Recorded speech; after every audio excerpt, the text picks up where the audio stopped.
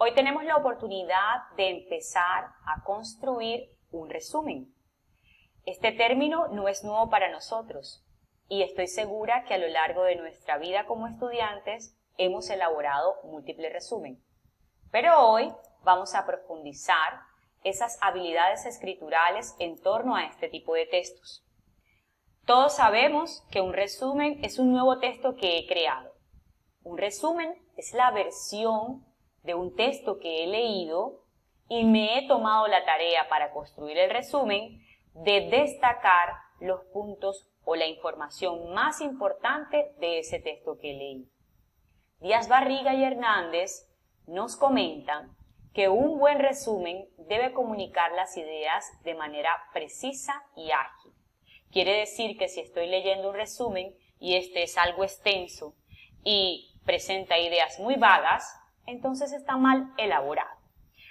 Dentro de las características que estos autores nos proponen están las siguientes. La más importante, la relevancia. El resumen es producto de mi capacidad para tomar lo más importante del texto, lo más relevante del texto y plantearlo en una nueva versión. Todo resumen debe tener claridad y precisión. Claridad que demuestra que el lector del texto y que ha construido el resumen entendió las ideas claves del mismo y las puede presentar para que otros las lean y se acerquen a ellas. Precisión porque lo que yo planteo en el resumen debe ser detallado, pero sin caer en amplitudes o ambigüedades. El lenguaje de todo resumen debe ir acorde a la tipología del texto. Si estamos presentando un resumen de un texto como un ensayo o como un editorial o tal vez como un texto expositivo, entenderemos que encontraremos un lenguaje formal, un lenguaje cargado de tecnicismo y en ese orden de ideas mi resumen debe ir acorde con el lenguaje del texto que estoy resumiendo.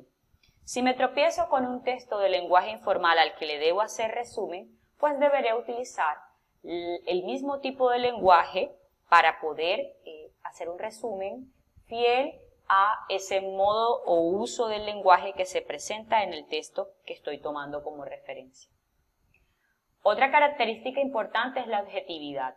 El resumen es mi manera de ver el texto como un objeto al cual voy a condensar, voy a achicar, voy a presentar de manera muy sucinta, muy concreta y no hay lugar, a mi opinión, para la construcción de este texto. Y por último, todo resumen debe tener una redacción lógica. Sus ideas deben estar conectadas de tal forma que haya en ellas coherencia y cohesión. Y habiendo coherencia y habiendo cohesión, entonces podemos dar lugar a que el resumen sea un producto claro y un producto preciso.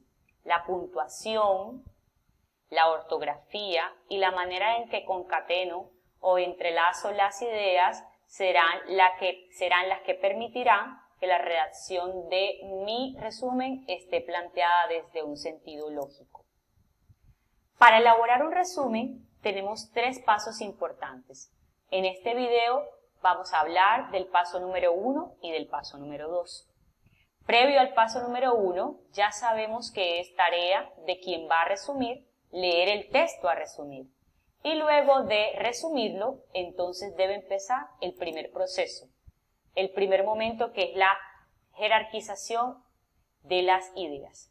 Pero entendamos primero qué es jerarquizar.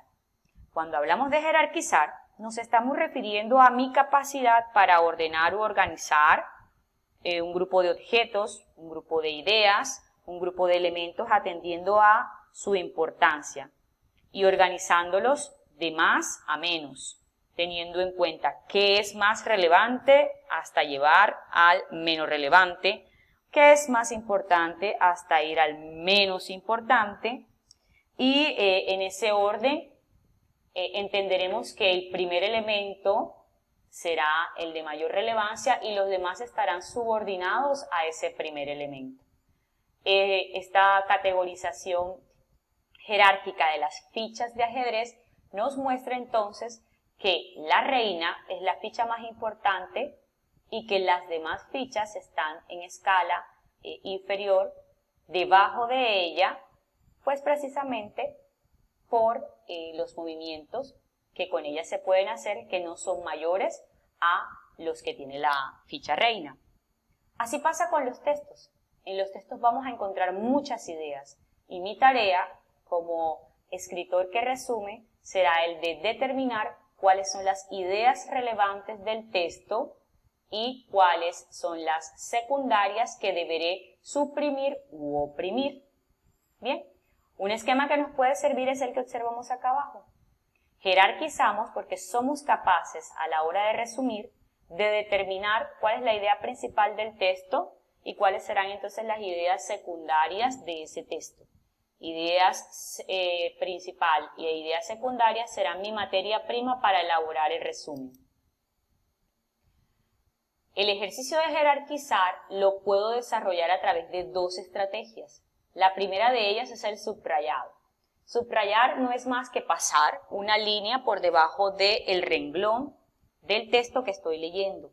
Al leer el texto puedo ir determinando cuál es la idea principal e irla subrayando. Y en la medida en que voy avanzando hacia los demás párrafos del texto, puedo ir monitoreando cuáles serán entonces las ideas de cada párrafo. Cada párrafo tiene una idea principal. Esa idea principal que tiene cada párrafo se amarra a la idea principal de todo el texto. Quiere decir que esas ideas que encuentro como relevantes en cada párrafo serán las que llamamos ideas secundarias. Ideas secundarias que siempre estarán subordinadas a la idea principal. Ideas secundarias que siempre estarán ligadas a una idea principal. Si soy capaz de leer un texto e ir subrayando la idea principal de todo el texto, y soy capaz de ir identificando la idea principal que encuentro en cada párrafo, entonces tendré el material necesario para desarrollar mi resumen. Vamos a aplicar lo que hemos explicado hasta el momento. Vamos a entrar a nuestra primera fase de jerarquización empleando un texto llamado Santa Marta, hermosa ciudad turística. ¿Qué haremos? Simplemente leeremos el texto y luego de leerlo subrayaremos la idea principal con color rojo y las ideas principales de cada párrafo con verde. Les recuerdo, cada idea principal de los párrafos se denomina ideas secundarias. Casi siempre la idea principal, es decir, la que va con rojo, está en el primer párrafo o en la conclusión. Y cuando hablamos de ideas principales de cada párrafo, quiere decir que deberemos leer cada párrafo e ir determinando dentro del mismo dónde está la idea fundante. Dentro de cada párrafo, cuál es la idea relevante, cuál es la idea primordial. Entonces, manos a la obra y empecemos a realizar el ejercicio para luego continuar con el siguiente video.